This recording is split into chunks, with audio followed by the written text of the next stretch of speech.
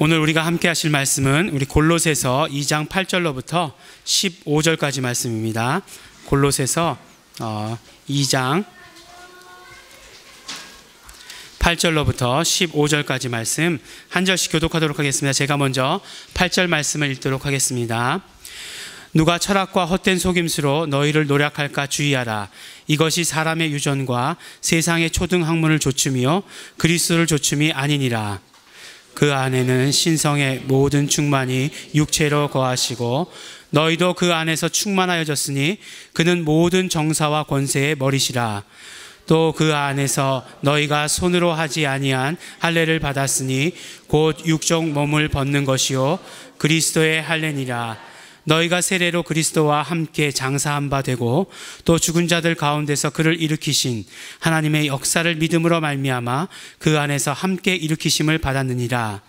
또 너희의 범죄와 육체의 무할례로 죽었던 너희를 하나님이 그와 함께 살리시고 우리에게 모든 죄를 사하시고 우리를 거스르고 우리를 대적하는 의문에 쓴 증서를 도말하시고 제하여 버리사 십자가에 못 박으시고 정사와 권세를 벗어 밝히 드러내시고 십자가로 승리하셨느니라.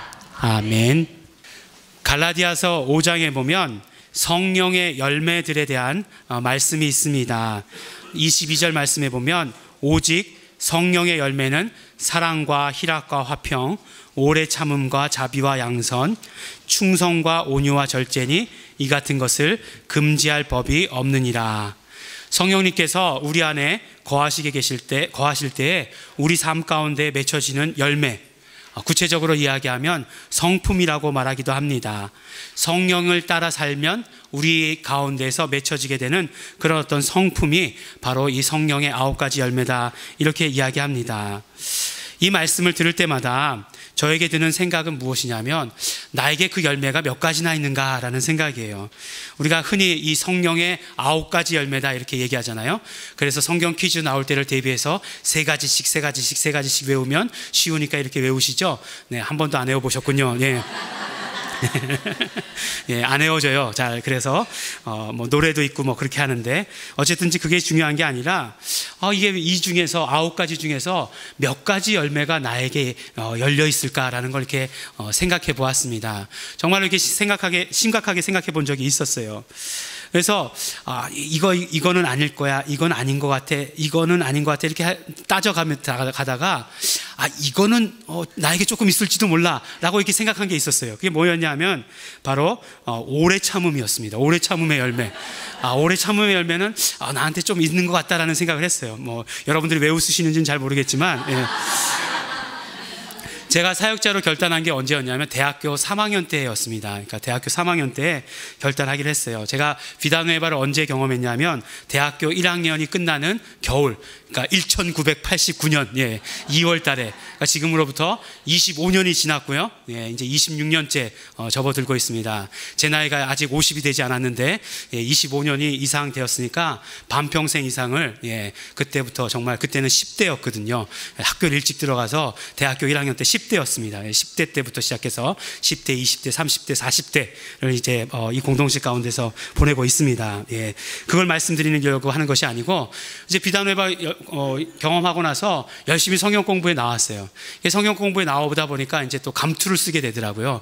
회장이 됐습니다. 비다누에바 공동체 회장이 되었어요. 근데 막 이렇게 뭐 처음에는 회장 임기가 6개월이었는데 그 다음에 임기를 1년으로 하면서 연임하고 뭐 그래가지고 장기 집권을 했어요. 제가 장기 집권을 했습니다. 그래서 이렇게 뭐 열심히 이렇게 성경 공부하다가 보니까 그 다음에 이제 비다누에바 성경 공부만 나오는 게 아니라 레마 성서연구원의 모교 성경 공부까지 나오게 되는 거예요. 그래서 이제 목요일 날 8시에 성경 공부가 있었는데 대치동에서 있었습니다. 그때 열심히 하여간 나왔습니다. 이제 학교가 굉장히 멀었었는데 학교 다니면서 열심히 하여간 학교 끝나고 수업 빼먹으면서 이렇게 열심히 왔어요. 그러다 보니까 성경 공부를 열심히 하다 보니까 어느 순간에 이제 말씀이 이제 확 저에게 다가온 거죠. 그래서 말씀이 다가와서 내가 사역자의 길을 가야 되겠다라는 그런 어떤 결단을 하게 되었습니다. 그리고 나서 저는 바로 사역자의 길을 결단하면 사역자의 길을 간다라고 생각했어요. 그래서 신학교를 가려고 마음 먹었습니다. 그래서 어떻게 하려고 했냐면 신학대학교에 편입을 하려고 했어요. 그래서 이제 어느 대학교에 가가지고 신학대학교에 가서 물어봤습니다. 제가 편입할 수 있냐고. 제 생각에는 편입은 쉽게 될 줄 알았어요. 왜냐하면 내가 그래도 S대학교를 다니고 있는데 그때 당시만 해도 이렇게 시험 봐서 이렇게 하면 점수가 많이 모자라야 신학대학교 가고 그랬었는데 이렇게 가면 갈 수 있지 않겠냐 이렇게 생각하고 가려고 딱 마음 먹었는데 쉽지 않더라고요. 안 받아준다는 거예요. 그래서 마음에 이런 거 시커멓게 올라오긴 했지만 안 받아주면 니네들 손해지 그리고 이렇게 돌아서서 나왔습니다. 그리고 나서 신학교에 들어가는 게 몇 년이 걸렸냐면 7년이 걸렸어요. 그 이후로 7년을 기다려서 신학교에 들어가겠습니다. 그러니까 가만히 생각해 보니까 그냥 내가 결단하면 될 줄 알았는데 7년이라고 하는 그런 어떤 긴 세월을 기다렸습니다. 물론 이 한 가지 사건만을 가지고 이야기하는 것은 아니지만 그래도 제게는 오래 참음이라고 하는 것이 그런 열매가 나에게 있지 않을까라는 그런 생각을 어렴풋이 한번 해보게 되었다는 것입니다. 그거 말고도 하여간 그 다음에도 보니까 뭔가 그래도 끈기 있게 오래 이렇게 뭔가를 지속하는 거에 있어서는 조금 이렇게 잘 하는 것 같더라고요. 그래서 오래 참음의 열매가 나에게 있는 것이다 라고 이렇게 생각했습니다. 그러나 요새는 그렇게 생각하지 않습니다. 그런 열매가 없는 것 같아요. 누가 다 따먹고 버리고 없는 것 같아요. 참지 못합니다. 그냥 그냥 오면 그냥 폭발해 버려요. 누가 이렇게 끼어들면 그냥 폭발해 버려요. 그냥. 언제 이런 성품들을 다 맺을까? 정말 죽기 전에 이런 성품 9가지 성품을 다 맺을까? 아니면 다가 아니더라도 하나라도 제대로 맺을까? 이런 생각이 들어요. 그리고 또한 우리 성도들은 그러면 다 지금 이런 열매에 관심이 있을까? 이런 생각들도 해보게 됩니다. 그러다가 이렇게 생각해 보다가 왜 사도 바울은 또 이렇게 성령의 열매를 또 이런 열매로 이렇게 9가지로 이렇게 말씀하셨지? 이런 생각들을 해보게 되었습니다. 무엇을 기준으로 이걸 성령의 열매라고 이렇게 말씀하신 거지? 이렇게 생각을 해보게 되었어요. 그런데 가만히 생각해 보니까 이 모든 어떤 성품들이라고 하는 것들이 그냥 나온 것이 아니고 예전부터 내려오던 법전에 아니면 노노맹자에 있었던 것을 사도 바울이 선택한 것이 아니라 바로 이러한 성품들은 예수님께서 공생의 사역을 하시는 동안 우리에게 보여주신 그런 모습이라는 것입니다. 우리 사랑이라고 제일 먼저 나오는 성품이 사랑이라고 이야기할 때 첫사랑인 사랑도 마찬가지죠. 원래 사랑은 이 세상에 없었다라고 말씀해 주시지 않습니까? 하나님의 것이었다라고 말씀하시잖아요. 그런데 예수님께서 가지고 오신 것이죠. 하나님의 그 사랑을 그대로 가지고 오신 것입니다. 우리가 정말 유명하게 잘 알고 있는 고린도전서 13장은 사랑장이죠.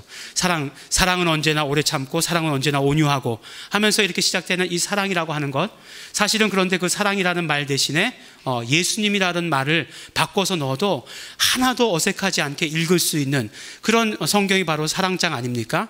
그렇다라고 한다면 바로 사랑이 예수님이고 예수님이 사랑이신 것을 우리에게 말씀해 주시는 것이죠. 희락이라고 하는 것, 기쁨이라고 하는 것, 참 기쁨이라고 하는 것도 예수님께서 우리에게 가지고 오신 그 기쁨이 참 기쁨이에요. 그래서 우리에게 정말 예수 이름을 가르쳐 주심으로 말미암아 우리가 참 기쁨 가운데 거하게 하시겠다라고 그렇게 말씀하신 것 아니겠습니까? 평화도 그렇죠. 평화도 정말 예수님께서 십자가 달리셔서 죄의 문제를 해결해 주셨기 때문에 우리 가운데 평화가 있게 된 것이에요. 오래 참음이라고 하는 것도 십자가의 사건을 우리가 생각하지 않을 수 없지 않습니까? 십자가에 달리신 그 시간 동안을 오래 참으셨다라는 것도 맞는 것이지만 정말 하나님께서 인류를 구원하시기까지 오래 참음이라고 하는 그런 어떤 오래 참음의 성품을 우리에게 드러내신 것 아닙니까?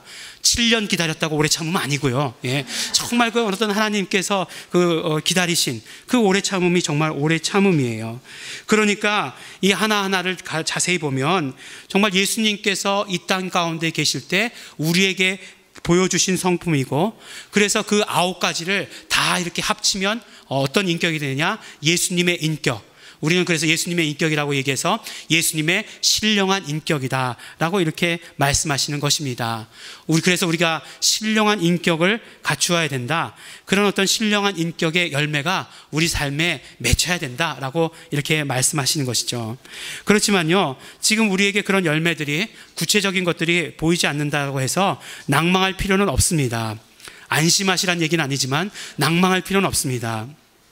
성령님이 우리 안에 계시다면, 그래서 성령의 진액이 우리 삶 가운데 전달되면, 골고루 퍼지게 되면 그러니까 쉽게 얘기해서 성령님께 순종하는 삶을 살게 되면, 그 말씀 따라 살게 되면 예수님의 그 신령한 인격의 열매는 자연스럽게 우리에게서 맺혀지게 되는 것입니다.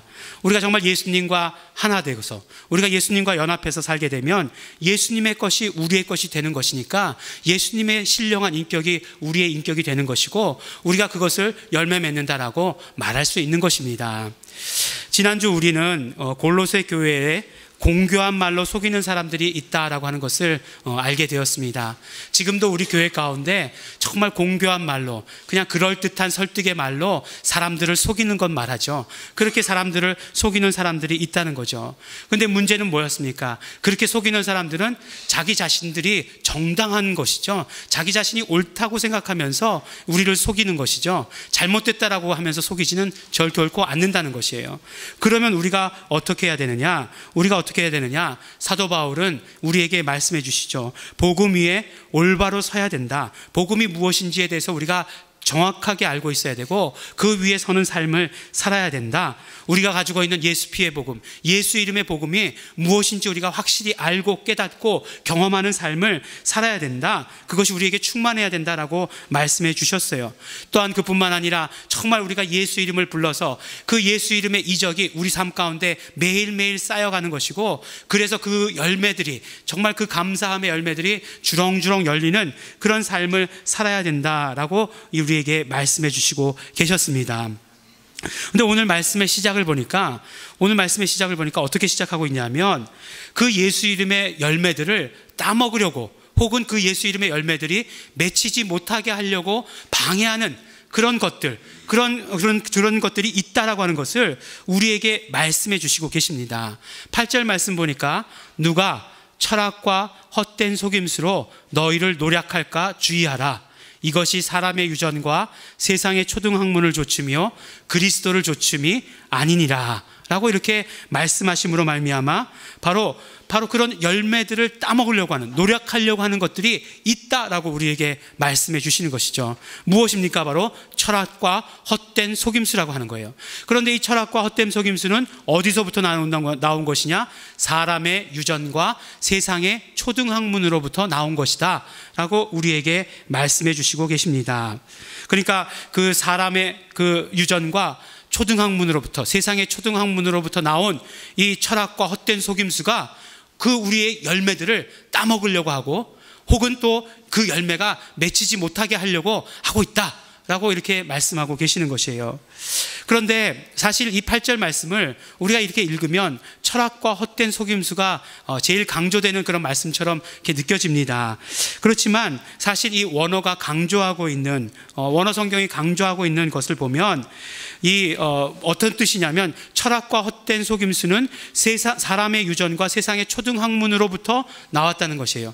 그런데 그것은 무엇이냐면, 그것은 예수 그리스도로부터 나온 것이 아니다 라고 이렇게 말씀해 주시고 계시는 것입니다. 그러니까 강조하고 싶은 말씀은 뭐냐면, 예수 그리스도로부터 나온 것이 아닌 다른 것들은 너희의 삶의 열매들을 따먹어 버릴 수 있다 라고 이렇게 말씀해 주시고 계시는 것이에요.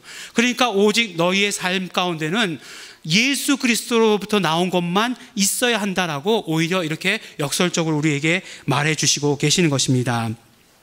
참 이 열매라고 하는 것이요, 열매라고 하는 이 말씀에 대해서 정말 우리 자연 가운데서 봐도 이 말씀이 정말 그대로 이해가 가는 말씀인 것을 우리 알 수 있습니다.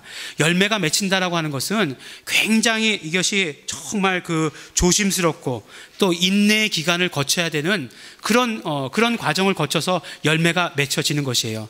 물론 뭐 열매는 아니지만, 한 송이 국화꽃을 피우기 위해 봄부터 소쩍새는 그렇게 울었나 보다, 이렇게 이야기하는 시구절들이 있듯이 정말 그런 어떤 조심스러운 과정들이 다 이렇게 계속되고 인내의 과정들이 지속되어야 열매가 맺히게 되어 있습니다. 요새 한국에 봄이 없다라고 얘기하잖아요. 봄 날씨가 굉장히 괴팍스러워졌죠. 막 그냥 갑자기 따뜻해졌다가 어느 순간 추워졌다가 눈도 내렸다가 막 이렇게 얘기하죠. 그래서 보니까 우리나라는 그래도 꽃이 이렇게 봄이 오면 봄을 알리는 꽃이 있었고, 그 다음에 시간이 점차 흐름에 따라 피는 꽃들이 이렇게 정해져 있었습니다. 있습니다. 뭐 봄에 제일 먼저 피는 꽃이 뭐 산수유꽃이라고 그러나요? 뭐 그 꽃이 제일 먼저 피고, 뭐 개나리, 진달래, 뭐 그다음에 벚꽃도 피고, 이거 순서는 아닙니다. 예, 순서는 아니고 제가 피는 꽃들을 이렇게 나열해 본 거예요. 근데 우리가 보는 꽃뿐만 아니라 이제 봄이 되면 과수원에서도 꽃이 피잖아요. 과수원에 꽃이 피어야 이제 가을에 가서 이제 그 나무의 열매들을 따먹을 수 있는 거잖아요. 근데 지금은 꽃들이 다 한꺼번에 핀다는 거예요. 이 날씨가 그냥 괴팍스러워져 가지고 한꺼번에 피면 우리가 생각하기에는 뭐 그냥 한꺼번에 꽃이 피나 보다, 뭐 그것도 예쁘네 라고 이렇게 생각하고 넘어가는데, 그런데 중요한 거는 그렇게 한꺼번에 꽃이 피면은 벌들이 그 꽃들을 다 수정을 하지 못한다는 거예요. 그러니까 이렇게 돌아가면서 피어야 그 벌들과 이 꽃과 이렇게 커뮤니케이션이 돼가지고, 오늘은 니네 집에 갈게, 오늘은 니네 집에 신방 갈게, 이렇게 해가지고 이제 다 되는 건데, 이게 한꺼번에 피니까 벌들의 숫자는 한정되어 있고 벌이 요새 점점 줄어가고 있잖아요. 그래서 이게 다 수정을 시켜주지 못한다는 거예요. 이게 참 자연의 현상이 놀라운 것이, 사람이 붓으로 이제 안 그러면 이제 수정을 시켜줘야 되는데 그게 그렇게 힘든 일이랍니다. 그리고 또 이렇게 하늘 보고서 이렇게 계속 이렇게 붓질하는 게 쉬운 일이 아니라는 거예요. 그리고 또 그 수정되는 그 성공률도 벌이 해주는 게 훨씬 더 성공률이 높다는 거예요. 그러니까 정말 그 열매가 맺히기 위해서 꽃이 피어서 수정하는 단계부터 얼마나 힘든 일이냐 하는 거예요. 정말. 그런데 보면은 이제 이 열매들이 맺히는 거, 우리나라에서 열매들이 가장 많은 때가 이제 추석 가까운 때 아니겠습니까? 근데 추석 가까운 때 열매가 많이 맺히는데, 그런데 그 정말 그렇게 힘들게 맺힌 열매들이 추석 때 보면 또 뭐가 잘 올라오면 태풍이 잘 올라와요. 그래서 바람이 한번 세게 불고 비가 한번 많이 내리고 나면 이 열매들이 그냥 후두두두 다 떨어집니다. 봄부터 그렇게 애를 써가지고 그렇게 조심해가지고 정말 맺혔던 그런 열매들인데, 여름에 그 뜨거운 햇볕을 견디면서 그 진액이 올라가가지고 겨우 맺히게 된, 그 정말 탐스럽게 된 열매들인데, 그냥 비 한 번에 바람 한 번에 후두두두 다 떨어져 버린다라고 하는 것입니다. 예수 이름의 이적을 경험했는데 내가 어떻게 이 복음에서 떠날 수 있어? 이렇게 질문하지만, 그렇지만 열매를 따먹어 버리는 것, 열매가 떨어져 버리는 것은 한순간에 가능한 일이라는 것이에요. 우리가 정말 신앙을 쌓아가고 열매 맺는 데는 정말 조심스럽고 정말 인내의 과정들이 필요하지만 떨어지는 건 한순간이라고 우리에게 이야기해 주시고 계시는 것입니다.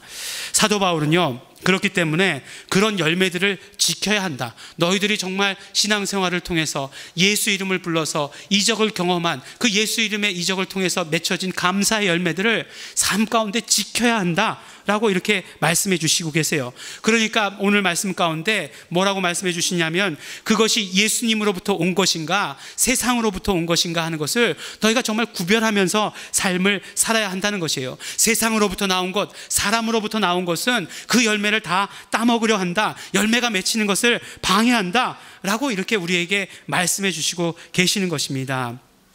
그러면서요, 그 사실에 대해서 말씀해 주시면서 그 다음 성경 구절에 어떤 말씀을 해 주시냐면, 그렇기 때문에 예수님은 이런 분이시다라고 우리에게 말씀해 주시고 계시는 것이에요. 그러니까 예수님에게로부터 나온 것만을 너희가 받아 가져야 된다라고 말씀하시면서, 예수님은 이런 분이시다라고 우리에게 말씀해 주십니다. 예수님은 누구이신가? 예수님은 이런 분이시다라고 이렇게 말씀해 주시는 것이에요. 근데 우리가 예수님은 누구십니까? 예수님은 누구시죠? 이렇게 물어보면 예수님은 우리의 구세주십니다 이렇게 대답을 합니다. 그런데 예수님은 우리의 구세주십니다라는 대답이 정말 우리에게 있어서 가장 기본이 되고 기초가 되는 그런 대답이겠죠. 그런데 1년 후에 여쭤봐도 예수님은 누구십니까? 예수님은 우리의 구세주십니다 이렇게 대답을 해요. 10년 후에 여쭤봐도 예수님은 우리의 구세주이십니다. 물론 그 대답이 바뀌어야 된다는 건 아니지만, 그러나 우리가 신앙생활을 해가면 해갈수록 예수님에 대한 지혜와 예수님에 대한 지식과 경험이 점점 쌓여가야 된다라고 하는 것을 우리는 반드시 알아야 됩니다. 우리가 정말 예수님은 나의 구주십니다라고 하는 그런 기초를 튼튼히 쌓았다라고 한다면, 예수님을 나의 구주로 삼아서 뿌리를 우리가 깊이 내렸다라고 한다면, 우리는 계속해서 정말 기둥을 세워가고 벽돌을 쌓아가고 담을 쌓아가고 하는 그런 일들을 우리가 해야 한다는 것입니다. 왜 이렇게 말씀드리냐면, 사실 오늘 사도 바울이 예수님은 누구이신가에 대해서 말씀하신 것이 어려운 말씀이기 때문에 그래요. 너희들 정말 세상에서 정말 그 세상의 학문 중에서도 가장 위대하다라고 하는 그런 철학으로는 이해할 수 없는 예수님에 대해서 내가 이야기한다, 내가 이야기해 줄 것이다 라고 말씀해 주시고 있기 때문에 그렇습니다. 정말 세상의 철학과 세상의 초등학문이 너무너무 우습다 라고 말씀해 주시면서 우리에게 예수님은 누구이신지에 대해서 말씀해 주시고 계십니다. 오늘 9절의 말씀에 예수님은 누구신가? 첫 번째로 우리에게 말씀해 주시는 것은 예수님 안에는 신성의 모든 충만이 육체로 거하신다 라고 우리에게 말씀해 주십니다. 아멘. 예. 아멘 하는데 또 찜찜하죠. 왜냐하면 무슨 뜻인지 또 모르는 단어는 또 없는데 또 아리까리하죠. 예. 신성 알겠고, 충만 알겠고, 육체 다 알겠는데 신성의 모든 충만이 육체로 거하시고 라고 하는 것, 또 무슨 뜻인지 아리까리하다라고 한다는 것입니다. 지금 어떤 모습이냐면, 우리 예수님이 이런 분이셔. 정말 예수님은 이런 분이시기 때문에 너희들 세상 소리 듣지 말고 예수님 말씀만 들어야 돼. 알겠어? 근데 예수님은 어떤 분이시냐면, 예수님은 모든 신성의 충만이 육체로 거하시는 분이시야. 그러면 네? 분명히 알겠는데 예수님이 누구신지 알아야 한다는 건 알겠는데 예수님이 누구신지 소개해 주시면 또 그것이 무슨 말씀인지 알아듣기 어렵다라고 한다는 것입니다. 그런데요, 우리가 함께 잘 알아보도록 하겠습니다. 요한복음에 보면, 요한복음 1장에 보면 예수님에 대해서 말씀하시면서 뭐라고 말씀하시죠? 말씀이 육신이 되어서 이 땅에 오신 분이시다라고 이렇게 말씀해 주세요. 그러니까 예수님께서는 육신이 되셨다라고 말씀해 주십니다. 1장 14절에 그렇게 말씀해 주시고 계시고, 18절에 말씀해 보면 또한 뭐라고 말씀해 주시냐면 아버지 품속에 독생하신 하나님이 나타나셨다라고 이렇게 말씀하세요. 그러니까 예수님은 하나님이시다라고 이렇게 말씀해 주시는 것이죠. 그러니까 요한복음 1장에서 보면 예수님은 진짜 하나님이시고 예수님은 진짜 인간이시다라고 우리에게 이야기를 해주십니다. 제가 이제 어렸을 적에 그 만화 영화를 봤는데, 그 만화 영화에 보면 아수라백작이라고 하는 그 사람이 나오는 그런 만화가 있습니다. 그게 뭐냐면 반은 남자고요, 반은 여자예요. 뭐에서 나왔는지 마징가 제트인가에 나온 그 만화 캐릭터인데요. 그러면 이제 얘기를 할 때 남자 목소리하고 여자 목소리하고 같이 나오는 거예요. 예, 너희들은 보이됐다. 그럼 막 이렇게 막 무섭게 남자 목소리, 여자 목소리가 같이 나오니까 그렇죠. 그러니까 우리가 이제 예수님은 진짜 하나님이시고 진짜 사람이시다라고 얘기하면 그런 줄 알아요. 반은 하나님이시고 반은 인간이시다라고 이렇게 생각하는, 여러분들 웃으시지만 많은 사람들이 그렇게 생각을 합니다. 그래서 예수님은 사람도 아니고 하나님도 아닌, 어떻게 보면 그렇게 생각하시는 분들이 굉장히 많다는 것입니다. 그런데 그 말씀이 아니라 예수님은 완전한 하나님이시고 예수님은 완전한 인간이시다라고 요한복음 가운데서 우리에게 이야기해 주신 것이에요. 근데 사도 바울은 요한복음의 이 말씀을 우리에게 다시 사도 바울의 그 말씀으로 우리에게 풀어서 설명해 주시고 계시는 것입니다. 예수님께서 육체로 오셨다는 것이에요. 육체로 거하셨다라고 얘기하시니까 육체로 오셨다는 것입니다. 그런데 그 육체로 오신 예수님께 그 하나님의 신성이 있다는 거예요. 신성이 있어도 어떻게 있느냐? 모든 충만으로, 신성의 모든 충만이 육체로 거하시는 분이시다라고 이렇게 말씀해 주시고 계시는 것이에요. 그러니까 예수님은 육체로 오셨는데 그 육체로 오신 예수님께 신성이 가득 차 있다라고 이렇게 이야기하는 것입니다. 근데 이제 또 신성이 뭐냐 하는 거예요. 신성. 예. 신성이 새로운 별이 신성이 아니죠. 예. 신성. 예수님의 하나님의 신성, 신이신 그런 성품을 얘기하는 거죠. 그래서 그걸 다른 말로 이야기하면 뭐라고 얘기하냐면은 하나님의 속성이다라고 이렇게 이야기를 합니다. 점점 또 점입가경이죠. 또 점점 더 어려워지는 거죠. 그러니까 또 신성, 속성 이렇게 얘기하는 거죠. 그러니까 속성이라고 하는 것은 하나님께서 인간에게 계시하신 하나님의 모습, 하나님의 성품을 쉽게 이렇게 이야기하는 것이에요. 그렇게 이야기하니까, 그러니까 뭐라고 이야기할 수 있냐면 신성의 모든 충만함이라고 하는 것은 바로 하나님의 속성의 모든 것이 예수님 가운데 들어있다라고 이렇게 말씀하는 거예요. 그러니까 육체를 입고 이 땅 가운데 오신 예수님께 하나님의 모든 것들이 다 들어있다라고 이렇게 이야기를 하는 것입니다. 그러니까 어떤 면으로 얘기하면 속성의 전체라고 이야기하면 하나님의 본질이시다라고 이렇게 이야기할 수도 있는 것이에요. 그러니까 어떤 어렵게 이야기하면 하나님의 본질과 함께 하시는 분이시다라고 이렇게 말할 수 있는 것이죠. 그분이 바로 예수님이시다라고 말씀해 주시는 것이에요. 어렵죠? 네. 제가 미장원에 가서 이제 머리를 자르는데 그 옆에 계신 한 권사님이신 것 같아요. 권사님이 이렇게 얘기를 하시는 것이에요. 지난번에 다니던 교회는 설교가 너무 어려워. 그리고 목사님이 너무 말을 빨리 해. 이렇게 얘기하시더라고요. 어떻겠습니까? 제가 뜨끔했죠. 항상 교회를 병원 신방 다니면서 미장원에 가서 이렇게 머리를 자르면서 그런 분들의 얘기를 전 유심히 듣습니다. 분명히 거기서 하나님께서 주시는 말씀이 있어요. 어떤 분이 저 병원 신방을 한번 갔었는데 제가 신방 간 분의 옆에 계신 분이었어요. 근데 어떤 교회에서 그냥 우르르 몰려와서 기도해 줬어요. 그냥 통성으로 막 그냥 합심해서 기도해 줬어요. 그래서 저 교회 뜨겁네 그렇게 생각했습니다. 근데 그분들이 다 가고 나서 그분이 이제 컴플레인을 하시는 거예요. 목사가 와가지고 기도도 안 해준다고 그러는 거예요. 그래서 아니 성도들이 다 와서 기도했는데 왜 그러시나 했더니 그래도 목사가 맨 마지막에 또 손 얹고 기도해야 하는 건가 봐요. 그래서 이제 그거는 이제 하나님의 말씀을 듣고서 그 다음에 병원 신방 가서는 꼭 어떤 일이 있어도 마지막에 꼭 손을 얹고서 이렇게 기도하고 이렇게 나옵니다. 그러니까 그런 데서 병원에서 미장원에서 이렇게 삶의 현장 가운데서 하나님께서 말씀해 주시는 것 많아요. 꼭 귀담아 들어야 됩니다. 근데 어렵게 말씀드리지만 사도 바울이 이렇게 어렵게 얘기했어요.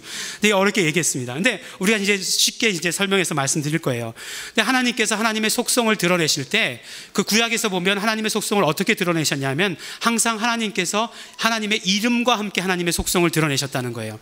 우리가 잘 알고 있어요. 뭐냐면 여호와 이레, 이 사건 하면 어떤 사건이 생각나죠? 아브라함이 이삭을 드릴 때 바로 그 사건이잖아요. 그런데 그 사건 가운데서 하나님의 성품, 하나님의 속성을 드러낸 것을 어떻게 가르쳐 주셨냐면 이름으로 말씀해 주신 것이에요. 여호와 이레, 정말 준비하시는 하나님. 그 다음에 여호와 라파, 치료하시는 하나님. 여호와 샬롬, 평강의 하나님.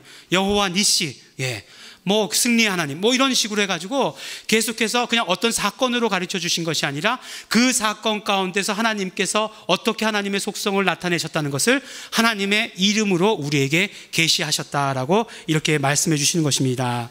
그런데 이제 여러분들 이제 뭔가 뭘 얘기하려는지 이제 다 아시겠죠? 그런 하나님의 모든 속성이 누구에게 있으시다고요? 예수님께 있으시다라고 우리에게 말씀해 주시는 것입니다. 하나님의 본질이 예수님께 계시다라고 말씀해 주시는 것이에요. 그러면 무엇이겠습니까? 예수님께서 육체로 이 땅 가운데 오실 때 분명히 하나님께로부터 받아서 가지고 오신 것이 있어요. 그것이 무엇이었냐면 하나님의 속성의 총합이었어요. 그것을 받아 가지고 오셨습니다. 그것이 무엇이냐면 바로 이름을 받아 가지고 오신 것이죠. 예수 이름을 받아 가지고 오신 것이에요. 그러니까 예수님 안에는 하나님의 모든 것이 다 들어있는데 그것이 어떻게 들어있느냐? 바로 예수 이름으로 들어있는 것이다 라고 이렇게 말씀해 주신 것이에요. 하나님의 모든 속성의 합은 예수 이름입니다. 그러니까 하나님의 본질과 함께 하시다는 것도 바로 예수 이름과 함께 하신 예수님이시다라고 이렇게 말씀드리시는 것이에요. 그러니까 신성의 모든 충만을 육체로 가져오셨다는 것은 예수님께서 육체로 이 땅에 오실 때에 예수 이름을 가지고 오셨다는 것이고 그 예수 이름이 능력이라고 하는 것이 정말 정사와 권세의 머리가 될 만큼 정말 더 큰 것이다라고 이렇게 말씀해 주시고 계시는 것입니다. 그렇다라고 한다면 예수님이 이런 분이시다라고 한다면 다시 이 말씀을 예수님이 이런 분이시니까 우리 삶 가운데 그대로 대입시켜서 본다라고 한다면 우리가 열매를 정말 따먹지 않게 하기 위해서 열매를 잃어버리지 않게 하기 위해서는 우리가 어떻게 해야 되느냐? 이 열매 자체가 예수 이름에 이적으로 맺혀진 열매인데 이 열매를 정말 따먹지 않게 하려면 어떻게 해야 되느냐? 그 방법 역시 예수 이름을 부르면서 그 예수 이름을 부르면서 그것을 유지해 나가는 방법밖에 없다라고 우리에게 말씀해 주시는 것입니다. 우리가 예수 이름의 이적이라고 하는 것, 우리가 정말 삶 가운데서 경험한 것, 그런 것들이요 굉장히 대단한 것이죠. 그 열매가 중요한 것이죠. 그런데 그 열매를 계속해서 또한 유지해 나가는 것도 중요한 것이고 그 유지해 나가는 방법도 예수 이름 가운데 있다라고 하는 것을 우리에게 말씀해 주시는 것입니다. 두 번째로 예수님은 어떤 분이시냐? 예수님은 어떤 분이시냐면 육체를 입고 이 땅 가운데 오셔서 십자가 사건으로 말미암아 마귀를 무장해제시키신 분이시다라고 우리에게 말씀해 주십니다. 예수님은 십자가로 승리하셨다라고 우리에게 말씀해 주시고 계세요. 예수님께서는 십자가에 달리셨지만, 그래서 돌아가셨지만, 예수님은 죄 없는 분이셨기 때문에 3일 만에 부활하셨어요. 3일 만에 부활하신 것은 예수님의 죄가 없으신 것을 증명하신 것이고, 그러므로 십자가에는 우리 죄가 달려있는 것을, 우리의 죄 때문에 예수님께서 돌아가신 것을 우리에게 그대로 말씀해 주시는 것입니다. 또한 그뿐만 아니라 십자가에는 마귀의 사망 권세가 달려있는 것이죠. 십자가 사건으로 인해서 마귀는 자기가 가지고 있던 최대한의 무기, 최고의 무기를 이제는 무장해제 당해버리는 것이다라고 우리에게 말씀해 주시는 것입니다. 얼마나 정말 사람들이 죄로 인해서, 죽음으로 인해서 두려워하고 있었습니까? 그 문제를 해결하지 못해서 고통하고 있었습니까? 그런데 예수님께서 정말 그 모든 문제들을 해결해 주셨다라고 한다는 것이에요. 지금도 우리 삶 가운데서 우리의 열매를 따먹으려고 막 공격하고 있는데, 사실은 그 공격이 아무것도 아니다. 마귀는 사망 권세를 잃어버렸기 때문에 너희를 공격하는 것이 있다라 할지라도 그 공격은 아무것도 아닌 헛것이다라고 우리에게 말씀해 주시고 계시는 것이에요. 예수님의 십자가의 사건을 통해서 그대로 다 이루셨다라고 우리에게 말씀해 주시는 것입니다. 제가 이제 설교를 하다 보니까 이제 몇 주간에 계속해서 이렇게 설교를 이렇게 그 전주 설교를 보고 그 전주 설교를 보고 그 전주 설교를 보고 이렇게 하다 보니까 매주 설교 말씀이 똑같아요. 여러분들 못 느끼셨어요? 예. 1번 예수 이름, 2번 예수의 피. 정말 그런데 뭐 성경이 그렇게 말씀해 주시고 계시니 어떻게 하겠습니까? 예. 바로 우리가 예수 그리스도의 십자가로 말미암아, 예수님께서는 십자가로 승리하신 분이시기 때문에 그 예수님을 우리가 알고 있다면, 그 예수님을 경험한다면 우리 삶 가운데서는, 우리 삶 가운데 그런 모든 열매들을 지켜나갈 수 있다라고 이렇게 말씀해 주십니다. 그런데 예수님께서 이런 분이시다라고 하는 것을 아는 것으로만 그쳐서는 안 된다라고 우리에게 또한 말씀해 주세요. 오늘 말씀을 보니까 12절 말씀에 너희가 세례로 그리스도와 함께 장사한 바 되었고 또 죽은 자들 가운데서 그를 일으키신 하나님의 역사를 믿음으로 말미암아 그 안에서 함께 일으키심을 받았느니라 라고 이렇게 말씀을 해주시고 계십니다. 그러니까 사도 바울이 말씀해 주시는 것은 왜 갑자기 뜬금없이 침례의 이야기가 나왔겠는가 하는 거예요. 이 침례라고 하는 의식은 바로 예수님과 우리가 완전히 하나 되는 것을 예표하는 것입니다. 그러니까 우리 삶 가운데서 예수님과 우리가 온전히 하나 되어야 된다. 예수님과 우리가 완전히 하나 되는 연합을 이루어 가야 된다. 늘 함께하는 그런 삶을 살아야 된다라고 이렇게 말씀해 주시고 계시는 것입니다. 정말 우리 가만히 생각해 보세요. 우리 저 술래잡기 하다가 이제 막 분리하면 애들이 어떻게 끝을 내냐면, 예, 자기 집에 싹 들어가 버려요. 예, 자기 집에 싹 들어가 버리고 엄마 쟤 좀 막아줘. 그러면 이제 술래잡기가 이제 끝나는 거죠. 예, 마찬가지일 것 같아요. 우리가 정말 어떤 그런 정말 모든 우리를 노력하려는 것들이 있다라고 할 때, 예, 가장 안전한 방법은 무엇이겠습니까? 예수님 안에 들어가는 것이요. 예수님 안에 들어가는 것. 예수님과 연합하는 것이 가장 안전한 방법이고 또한 이것이 가장 적극적인 방법이라고 하는 것을 우리에게 말씀해 주시는 것입니다. 그러면 예수님과 연합해서 살아야 한다는 것이에요. 그러면 예수님과 연합하면 예수님 안에 있는 모든 능력, 하나님의 모든 속성들, 예수 이름 가운데 있는 모든 좋은 것들, 그런 모든 능력이 정말 우리 가운데 그대로 임하게 된다는 것이에요. 예수님께서는 정말 마귀의 사망 권세를 무장해제시킬 수 있는 그런 능력이 있으신 분이시기 때문에 우리가 그 안에 있다라고 한다면 그 어떤 공격도 아무것도 아닌 것이 되어버린다라고 말씀하게 되는 것입니다. 우리가 이렇게 예수님과 함께 하게 되면, 예수님과 함께하는 삶을 살게 되면 우리의 열매들은 풍성해질 것입니다. 우리가 그동안 정말 맺혀진 열매들도 계속해서 보호받게 될 것이고 우리 삶 가운데 더 많은 열매가 맺혀지게 될 것이라고 하는 것입니다. 또한 그뿐만 아니죠. 처음에도 말씀드렸던 대로 우리 성령의 열매라고 하는 그 정말 예수님의 신령한 인격의 열매들도 우리 삶 가운데 맺혀지게 될 것입니다. 이 신령한 인격의 열매들이요, 너무나 사실 우리 이 땅의 삶을 사는 데 있어서는 중요합니다. 사실 이 인격의 열매들을 맺히지 않아도 구원받지 못하는 것은 아니에요. 성질이 더럽다고 구원 안 해주시는 것은 아닙니다. 성격이 우리의 구원을 좌우하는 것은 아니에요. 하지만 우리가 정말 신령한 인격을 드러내야 우리에게 전도가 됩니다. 전도가 되는 것이고, 세상에 정말 어떤 크리스찬들이 그런 모습을 보여줄 때 세상이 교회로 깃들 수 있게 되는 것이에요. 근데 지금은 그렇지 않죠. 지금 성도들이 신령한 인격의 모습에 관심이 없습니다. 정말 그렇기 때문에 교회가 전도가 더 이상 되지 않는 거죠. 물론 1차적인 책임은 목사들에게 있는 건 너무나 잘 알아요. 목사들이 그런 모습을 보여주지 못하는 것 너무나 잘 압니다. 그러나 합쳐서 교회가 지금 신령한 인격의 열매를 못 맺혀가기 때문에, 거꾸로 이야기하면 교회가, 성도들이 예수님 안에 있지 않기 때문에 정말 이런 모든 문제들이 일어나고 있다는 것을 우리에게 말씀해 주시고 계시는 것입니다. 골로새 교회의 상황보다 오늘 교회의 상황이 훨씬 더 심각할 줄 모릅니다. 세상의 흐름이 너무너무 강력하죠. 세상에서 부는 바람이 교회를 정말 흔들 정도로, 교회에 열려있는, 그동안 그래도 미약하게나마라도 열려있는 그런 열매들을 다 따먹어 버리려고 그렇게 세차게 불고 있는 것 같은 그런 생각이 듭니다. 이럴 때 우리가 어떻게 살아야 되는가?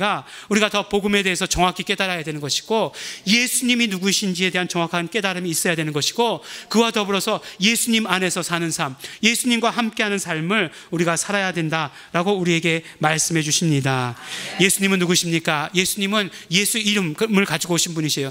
하나님의 모든 신성의 모든 충만함을 가지고, 육체로 가지고 오신 분이십니다. 오셔서 육체를 입고 오셔서 십자가에 달리심으로 말미암아 마귀의 사망 권세를 무장해제시키신 분이십니다. 그분 안에 거하는 삶을 살라고 우리에게 말씀해 주십니다. 그러면 열매가 풍성하고 정말 예수님의 신령한 인격의 열매도 맺게 된다라고 말씀해 주시는 것입니다. 우리 사랑하는 우리 양재일교회 성도 여러분, 복음에 우리의 삶의 뿌리를 깊이 내리시기 바랍니다. 예수님과 하나 되는 삶을 사시기 바랍니다. 그러므로 말미암아 감사의 열매, 성령의 열매가 풍성한 우리 양재일교회 성도 여러분들이 되시기를 예수 이름으로 축원합니다. 우리 함께 기도하겠습니다. 우리 기도하실 때 우리 감사하면서 기도하시고, 또한 우리 결단을 가지고 기도하기를 원합니다. 정말 우리를 구원해 주신, 정말 마귀의 사망 권세를 무장시켜 주신 예수님 너무나 감사드립니다. 예수 이름의 권세를 가지고 오시고 또 그 권세를 우리에게 나눠주신 것 너무나 감사하고 고맙습니다. 우리를 그 안에서 살라고 말씀하셨으니 우리가 예수 이름 안에 살게 하여 주시옵소서. 예수 이름을 부르면서 살게 하여 주시옵소서. 우리 다 같이 감사하시면서 통성으로 우리 함께 기도하시겠습니다.